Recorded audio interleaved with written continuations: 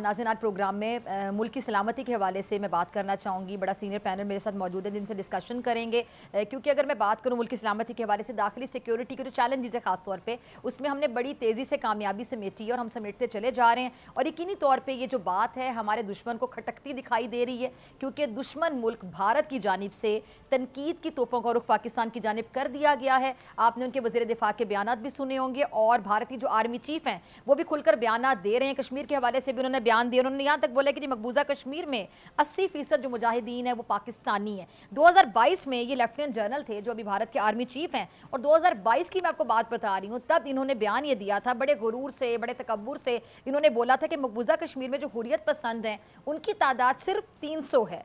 अब 2 बरसों में ये 300 जो हुर्रियत पसंद है बकौल आपके सिर्फ आपसे ही कंट्रोल नहीं हो सके, तो बेसिकली तो आप अपनी भारतीय सेना पर तनकीद कर रहे हैं कि आपकी भारतीय सेना जो कि 5 लाख के करीब तादाद, अगर मैं गलत नहीं हूँ, और लाखों की तादाद की जो सेना है जो काबिज है वहाँ पे बंदूकों के साथ और शरों के साथ, किस तरह आप उन लोगों की बिनाई छीनते हैं वहाँ पे, किस तरह आप लोग हमले करते हैं लोगों पे, किस तरह आप लोग वहाँ पे काबिज हैं। अगर आप वहाँ पे सिर्फ बकौल आपके जो 300 मुजाहिदीन हैं उनको कंट्रोल नहीं कर पा रहे, तो शेम ऑन यू। मेरे ख्याल से आपको ये कहना चाहिए कि शेम ऑन यू। सब्सक्राइब करें और बेल दबाएं ताकि कोई खबर रह न जाए।